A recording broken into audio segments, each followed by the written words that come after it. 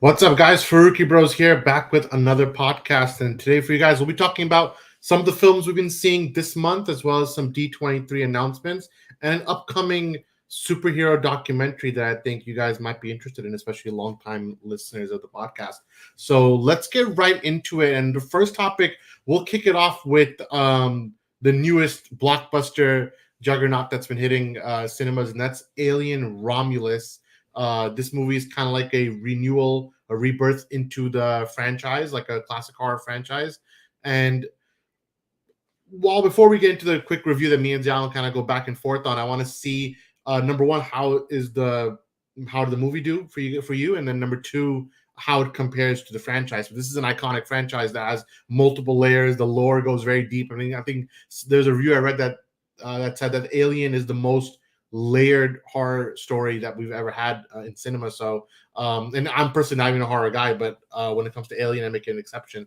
So let's get right into it. And I'll probably give my thoughts first. So for me, when I watched Alien, I was, there's three ways you can go because the franchise has its up and downs, obviously, and this one feels like it's back to the basics. And of course, there's a lot of like anticipation for this one because it's the first time that is an Alien movie that's been released since Fox sold the franchise over to Disney. So there's a lot of like, okay, are they going to do a good job? How is it going to be? But I think a comparison I want to make this movie is that of Kingdom of the Planet of the Apes, which is another franchise that Fox had that's been revived over at the new company. And in the sense where there's a lot of going back to the basics. And I feel like Alien Romulus very much is a love letter to Alien 1 and Aliens, James Cameron's version. And I feel like in many ways, whether it's the lines from the movie, whether it's certain shot structures, whether it's character archetypes, a lot of it is homages to that movie. And I feel like for the first 2.5 acts, it's very much a spiritual successor of those movies, which sometimes hurts it because it's like refusing to be its own thing, and part of it suffers from Star Wars: The Force Awakens, like that style where you're clearly paying homage to the original, or even let's say Superman Returns, which is playing close to Superman 1. So you get that vibe from it. But overall, I do think there's a lot of things there to take away from it. Great atmosphere, great soundtrack, overall solid acting, good practical effects, kind of really staying on that practical element. And it does feel like really feels like the first movie in many ways. So sometimes derivative of it so, which is why if I had to rank the franchise, I wouldn't put it, let's say, number one or two. But I do think it is definitely a strong contender for the franchise and a great jumping off point that if you haven't seen this franchise yet, if you haven't gotten into the Alien movies yet, this is a good place where you can mostly get in fresh. And then if you're interested, you can kind of go back to the backlog and see everything else. But for me, when I settled on my score, I'm thinking this is a 4 out of 5 movie. One of the big reasons is that it reaches all the technical elements you need a blockbuster to be. And we know we've discussed this ad nauseum on our podcast that these days blockbusters have been, they look cheap, they feel cheap, even though they're more expensive than ever. But this movie, I think, makes the most of its budget. In fact, it's already made $100 million this weekend, and the budget is already only 80 million. So it's made its budget and then some, and it's going to continue doing well. And that's pretty good. It's hopeful for movies, hopeful that people are interested in it. So I think I was impressed overall, and it's in one of my top 15, top 10 of the year, and we'll see how overall how the next few years go. It's a competitive year going forward, but I really enjoyed this movie. So Zion, what about you? What did you think about Alien Romulus? I agree with all the points. I think as somebody who wasn't too familiar with Alien franchise going in before this movie, I think it is a very good stepping stone for those people who either weren't really attached to it growing up or weren't really familiar with the story or the source material, and they were like, all right, let's just see this one and see how it goes. It did do a good job kind of showcasing that fun horror type monster movie where the anticipation is there, the intensity is there, and it's just a fun time watching these people kind of navigate through the ship with the threat of these alien type creatures there. And then, of course, like you said, there's a deeper layer to that, and the story does go deeper if you really kind of look into all the movies and kind of follow the follow through of the plot and like the lore behind everything. And I think this movie kind of gives you a little bit of all of that, where it doesn't overwhelm you with too much information, too much exposition, but it gives you just enough to know that okay, it's interesting plot wise. There is something going on above the this is a mindless monster out in space. I think it is does go further than that, and there is like a human element of like in the end humanity is kind of also part of the villainy in a way of what they attempt to do with these creatures and what their end goal is with their experiments. Um, so I think all of that combined it is a good starting point for people who aren't really familiar with the Aliens franchise or haven't watched the film before. I agree with some of the gripes you had as well, where it's not. It does look great, but it's not completely polished. I think one of the issues was the kind of the AI deep face for one of the characters that was in the film. And without going too much spoilers, if you are familiar with the franchise, you'll immediately recognize this character from the first Aliens movie, since this one takes place in between Alien and Aliens. So the kind of the way they handled that was a little iffy and looked a little off when you're watching it, but I think story-wise, it was interesting and flowed well, and terrific final act as well. So it kind of wrapped it up well. Overall, I would also give it a 4 out of 5. Not perfect, but it was still a good time. It was still an enjoyable film, and I think it gets you what you want out of this type of film. I think that's kind of just the goal. Yeah, I'm with you. I feel like the third act is where the movie really found itself. And I feel like when the third act starts, that's when you feel like, okay, this is doing something new for the franchise. This is taking franchise to the next level. And it's a good place where, there's a lot of shock value. Even in our theater, everyone started gasping when that third act happened. I don't want to spoil it because a lot of the movie is kind of cruxed on that. And I want you guys to, enjoy it if you're going to be watching it. So that's kind of where that stands. And I think it's a good movie. I think it's fun to watch and you guys will be interested in it. So let's see how that goes. I'm sure next week we'll see how as each movie goes out, if it keeps going up and down in our rankings, we'll see. So from there, I want to jump from the horror side to the superhero side because there's an upcoming documentary that's been kind of going under the radar. So I want to kind of put it up on the radar for our audiences if you're not aware of it. And it's called Superman: The Christopher Reeve Story. And I had a chance to watch this documentary at a press screening not too long ago, and I finally have a chance to talk about it now, so I'm very excited. But the story of Christopher Reeve, as Superman, we all have seen the movie. We know, he's an icon. He's like, the godfather of superhero movies. You see Superman 1, it started it all, and then Christopher Reeve, to this day, people think of him as up there with Tobey Maguire and these other and Miles Keaton as these main superheroes that came out. So when they said they were making a documentary about him, I was like, okay, maybe we're gonna hear about how he took the role, how Superman's gonna be like, and of course some of the tragedies that his life has gone through. But when you actually watch the movie, it's very much a somber, almost sad look at the life of Christopher Reeve, and I think he does a great job. And if you guys get a chance to see it, it's coming out next month.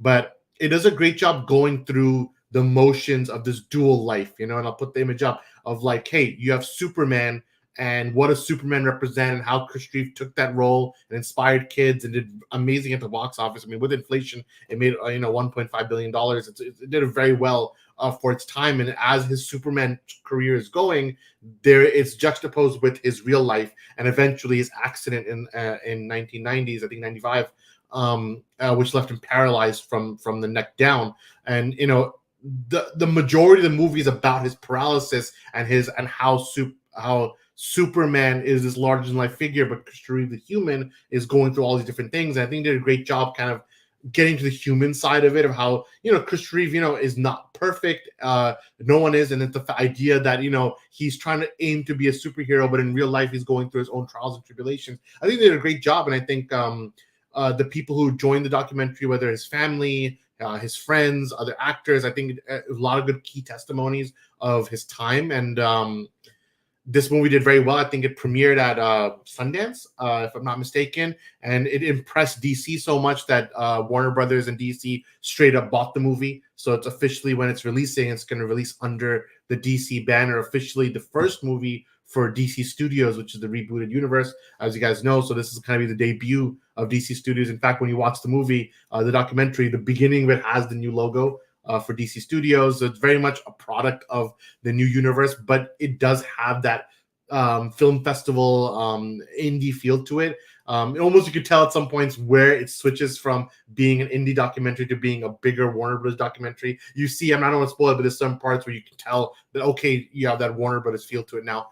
But overall, I think it did really well. I think it's a great documentary. It subverts expectations. Not when I went in, it didn't exactly hit what I thought it was going to be. In fact, it's a lot more sadder. It's a lot more somber. So, but I think it's definitely a good watch for anyone who's into superhero movies and if you just want to learn about Chris Reeve in general. I think it's a great watch. So I definitely recommend you guys check out Superman, the Christopher Reeve story when you get a chance. It's coming out September 21st for a limited theatrical release, and then I think it's going to be coming on streaming as well. But yeah, definitely check that out. That's my recommendation to you guys. Check out Superman, the Chris Reeve story. I gave it 4 out of 5 as a documentary. Really good. So from there, yeah, I'm gonna let you take over our quick mini topic of the August film roundup. And I know you saw 2 movies this last week that just came out. Kind of give us a quick 60 seconds, 90 seconds on each movie. What did you think about Cuckoo and Didi? So I guess I'll start with Cuckoo since that's what I saw first. It was just somewhat of a mid-tier horror type movie. I feel like they could have kind of leaned into the horror elements a little more. They ended up doing a little more sci-fi, unlike Long Legs, which was more occult, which I prefer. I prefer it being somewhat realistic, but fake and sci-fi rather than fake magic. But I think it was just okay. Hunter did a good job in their role, and I think Dan Stevens, he was good as well. When you hear his voice, he's doing a German accent. He sound like I forgot the actor's name, but the guy from Django and those other movies. And it was just very funny to hear him in that voice because they should have just cast that other actor as the guy. Would have been perfect, but they went this direction. And it was fine. I think it wasn't boring per se, but it was just kind of generic in how it went along and kind of the ending is very typical of what you'd expect of this type of horror film. But it was still interesting enough where it kept me engaged, and I thought it was just it was okay. It was good, but it wasn't anything great. So I ended up giving it a 3.5. But I know some people think it's better, some people think it's worse. For me, 3.5 around mid-range, I think it was fair to give it. For Didi, I came in with 0 expectations. I just knew that, okay, this won an award at Sundance Film Festival this year, and there was a little bit of kind of hype around that where I was like, okay, it was acclaimed, and then from its win, that's when Focus Features Studio was like, all right, we'll pick this up, we'll grab it, and we'll push it out and distribute it to theaters. So I was like, okay, this is something I want to catch. So I got to see it last week, and it was surprisingly a very good movie. I think fun-facing wise, advertised wise, it's shown as like, oh, just a generic coming-of-age story, but it ended up being actually more than that. It was much more layered in its themes, and it was a lot more about kind of not losing people as in them passing away, but just the change in your life as it goes along and people in your life entering and leaving and the ones that are really there for you. And just in between that, also themes of just single parent households and sacrifices from both the child and the parent and things they go through simultaneously. I think the film really captured that very, very well. And it was surprisingly much more emotional than you'd expect from the trailer. The trailers end up being more like comedy based, but the film itself, there was comedy at the start, but it really, once it pushed into the more emotional aspect or the themes of it, that's when it really carried through.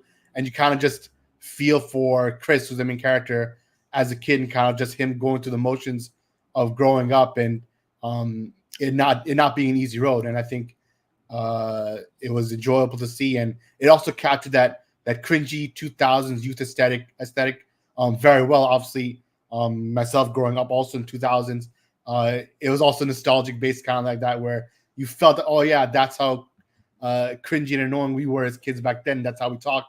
So that was also another added layer that was nice to see, and it didn't deter from the emotion or kind of like the through line of the film. And I ended up liking it very well and gave it a 4.5 out of 5. I think it was a very strong film, and Sundance did pick it well for, I forgot which award it got, but it got 2 awards, and I think they picked it well because it was a good film. Awesome. Yeah, check out those two movies if you have some time. So let's move on from the actual reviews to a bit of a speculation topic, kind of throwback to the old comic debate days. But let's talk about D23, and they officially. We already knew Toy Story 5 was coming out, and as you know, we've had some many debates and podcasts about Toy Story, and we all grew up in that generation of Toy Story 1 and 2. So I want to get into what these new franchises are trying to do and what if it works or won't work. So for our last topic, it's a quick podcast, of course.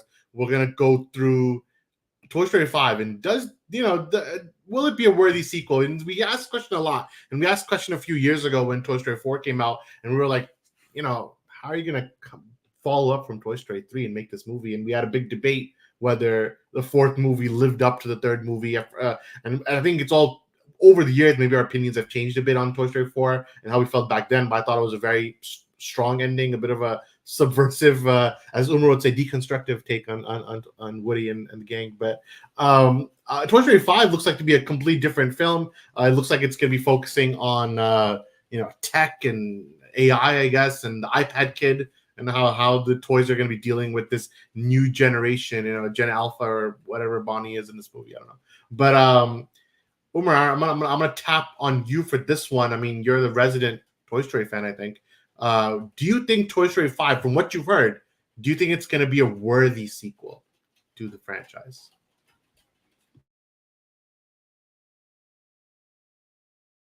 He disappeared.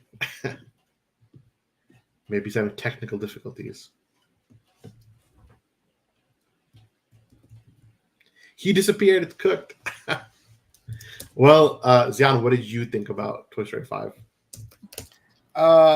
I'm iffy about it. I mean, I get the direction. It's much more relatable today because kids today, you rarely see them with action figures or toys anymore. I know parents are kind of pushing towards that now again because the infinite screen time and kind of kids being addicted to iPads or devices is becoming a big thing. And this movie handling that in a way, I think that is interesting.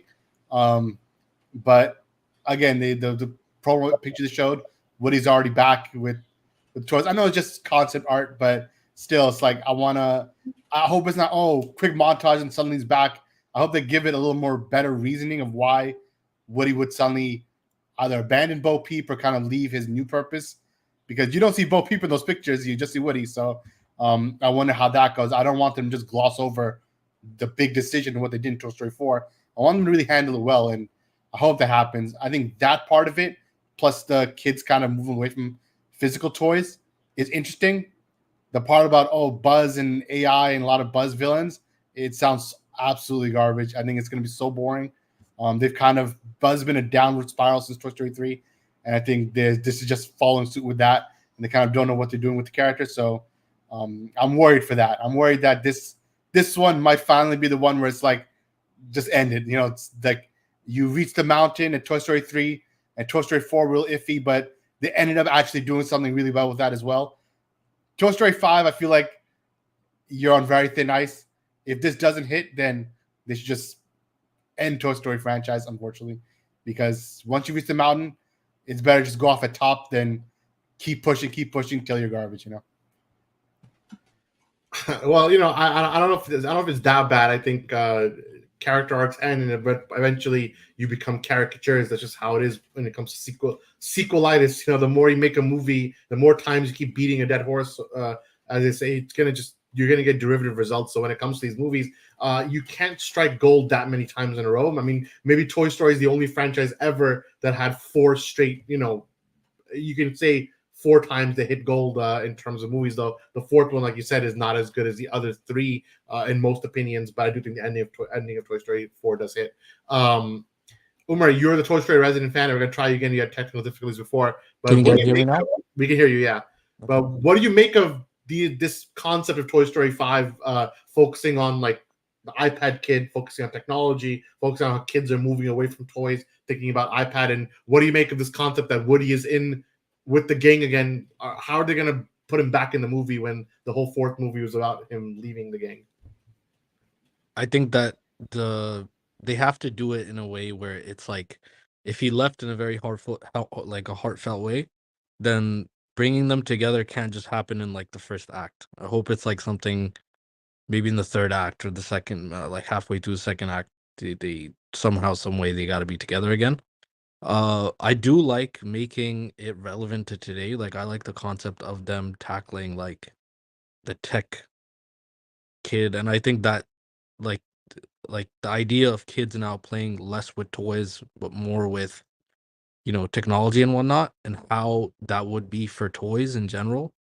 There's a good idea in there that you can execute, and I feel like it could be interesting and relevant. And that's the thing about Toy Stories. Like, yes, you can keep making these movies, but it can't only be about like just the toys and their relationships to each other. You do have to actually, at some point, I feel like this is like the only way you could have made a fifth movie where it's relevant, it's a new idea.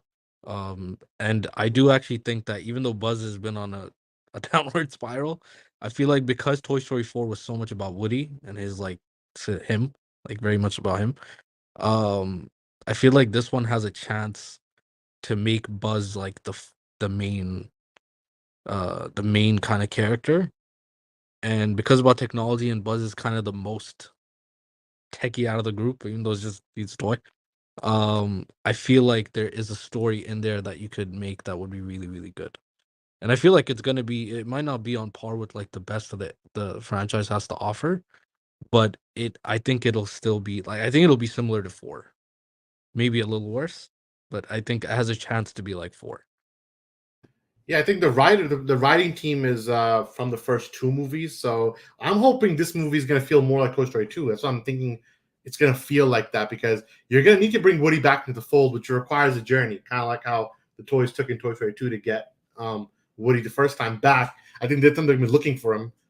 Especially if you look at who the villain's gonna be, which apparently it's gonna be all these Buzz Lightyears. They're all gonna go crazy. Like something's gonna happen where every single Buzz Lightyear toy in the world like how toys get recalls, like they call you back to say, oh yeah, this is a big problem, and it's like maybe a fire risk or it's gonna explode or something. So whatever's going on in the movie, every single Buzz Lightyear kind of after 20 years got an old toy. Probably they're like, yo, bring it back, like bring it back to the office. And if Buzz is tripping, then they're gonna have to get Woody to bring him back. So I think that I can see that framework working generally. That could work, man. Yeah, That would be a good, that actually be a good story. I think it can work. Now the question is, where is the emotional tether going to be? Because just like Toy Story 4, where's your emotional tether when you already Toy Story 3, which the comments are talking right now, people consider it a full-on masterpiece. And what do you do with it? In Toy Story 4, they did something that no Toy Story movie did, which is focus on romance and between Woody and Bo Peep. That's something that none of the movies talked about. The other movies about friendship and family. This movie is about, kind of like finding your one person and kind of dealing and kind of going with that. And Toy Story 5, it's apparently if they're bringing everyone back, it's going to be about finding that, happy medium maybe. And I'm going to see what they want to do. At some point, I do agree, you can't keep making it. But then again, like we always say about movies, they sit on the intersection of art and commerce. So like, it's still a business. And if every single Toy Story movie makes $1 billion, they have no incentive to ever stop making Toy Story movies. They just make it until it stops making money. So at this point, we're going to always see Toy Story movies. I just like that they're not making every 1-2 years. Give it a few years bake. Toy Story 4 came out 2019. Yeah, 2018 maybe. 2019 maybe. I don't know. It was before COVID for sure. I don't know exactly when it came out. So now it's been from 2019 to 2026 when this movie's coming out. That's a 7-year gap. So I think that's fair. I feel like just Buzz needing Woody is like, that's it. Like, it's be about friendship. Yeah. Make it about Buzz, more about Buzz, but about him like just needing Woody at some point. He needs him for something, and that's it. That's like, you don't need. It doesn't need to be like, you don't need to go like, it doesn't have to be like some crazy deep thing. Like, it's not gonna be like, it's not. You shouldn't expect that. Yeah. Be expecting, I like, Andy to come back, but I guess not happening. Forget Andy, bro. I'm done with Andy. I was hoping to be a bit of a time skip from this picture. If this is still Bonnie, the concept that she didn't really age, I wouldn't like it if Woody's been away only for like a month and he comes back like, oh yeah, I'm back now. It should have been like he's gone for like years, and then when he comes back, it's gonna feel more poignant. That's true. That I actually can agree with that. But unless this is not Bonnie, which it could be a throwaway, but it's hard to tell. Yeah, what if it's somebody else? It could be like Bonnie's younger sister or Andy's kid. Doubt it. But it's possible. I feel like Zayn is done with the movie, bro. He's already done with it. I could tell. That's true. I'm getting more tired when they try to make something out of nothing. So you'd rather have just never made one, just keep it at 4 and call it a day. I am going in with this with less confidence than all the others for sure. Oh, we didn't have much confidence in 4 either, to be honest. So it was like, oh, we're just going. It's true. I had solo confidence 4, but I ended up doing something well. But then again, it's like you wrap up in 3, then 4 is like you also wrap up in 4. It's like a conclusion, and you keep pushing it. It's like they got to do it right this time. So, well, that's it. Every movie to do 2 things. Every movie has to end with a definitive conclusion, with like just the tiniest window open to do it again, because the money is too good. They gotta do it for the money.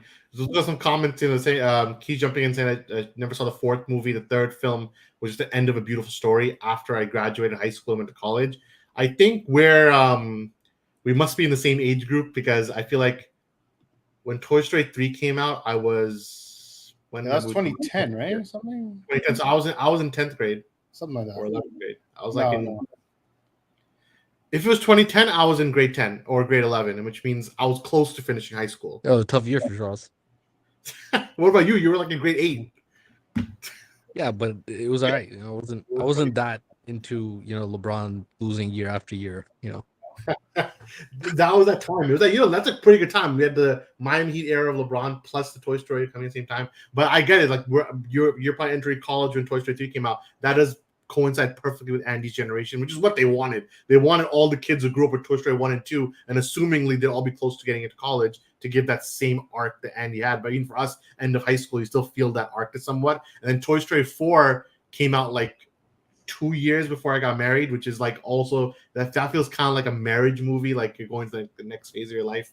That's so for me, it's been timing pretty well. Every Toy Story movie comes out right when I like something. Yeah, this one's gonna be about this one's gonna be about Zayn needing you. You have to go back, brother. Yeah, I always thought you guys were right around my age for years. Yeah, we're all in the millennials, except for Samir. He's Gen Z. In the 4th Farooqi Probably Bros. the worst generation ever on Earth. Well, for him, I mean, when Toy Story 3 came out, he was what? 9? 10? 10. More or less. I'm exposing his age now. Isn't Samir still 10? He's still 10 in some ways, but yeah, it's the 3rd movie was amazing, especially near the end, hit through the field. Yeah, 3rd movie's it, and my entire life is the one movie I only ever watched once, and I couldn't bring myself to watch it another time because of how emotional I got.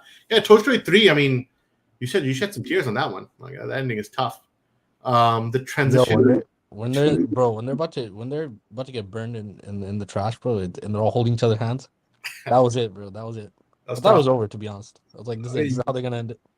I was like, it's tough. The transition from 2's wholesome feeling to 3's more darker atmosphere was always fascinating to me.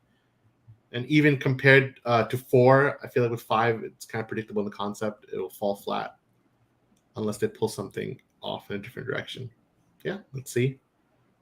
It'd be actually wild if Toy Story movie where Andy had a kid and he eventually reunited a full circle. This is what I thought. This was one of the rumors. The rumor saying the movie's going to be about. But I heard that someone at the company kind of denied it. Like, nah, that's not what we're going with. And I'm bringing Andy back. But I always thought that's the only way to do it. Like, the only thing to get Woody to go back to taking care of a kid is if it's Andy's kids that he's taking care of. And he'd be like, I'm pulling up. But other than that, I don't see why he would give up his freedom life in the amusement park for Bonnie when Bonnie clearly doesn't care about him. But was he? Like he could only come back for Buzz. He had he should not be coming back for a kid in this movie because there's no reason to. But if Buzz was short circuiting and he has to go back to save him, that's a reason to return. Maybe the toys realize that it's over. Like it's you gotta be free from. You know what? Now it makes sense. What they're gonna do is that he's gonna come for the movie, but he's gonna leave again in the end to go back to Bo Peep. It's like temporary reunion, and then I'm back. I'm gone again. That's like so anti-wave. It's crazy. But that's the only way it could happen. He'd be like, that's it. It didn't work out with Mo. I'm here for the temp. That's it. I don't know. It didn't work out. He came back. He realized Buzz needs him. Comes back, saves the day. And then that's it. That's the end. Or maybe he takes all of them with him. And the toys realize that, bro, it's over for kids, okay? This new generation is so bad that we'd rather just live alone, do our own thing. As long as they have the iPad, they're good. Or is their response to AI that they come to life in front of children. Freaked them all out. Now, I don't think they're going that deep unless they just repeat the Sid moment again. I don't know. They should go that deep, bro. They gotta pull off like a like deconstruction story where Woody starts killing or something. I don't know. But you do love your deconstruction story. You're saying your Buzz Lightyear is innocent? My Buzz is not innocent, bro. Trust. He's embezzling money. Well, I think we'll kind of stop it there. What did you guys think about Alien Romulus? Guys, Buzz Lightyear lied to America. What did you think of Alien Romulus?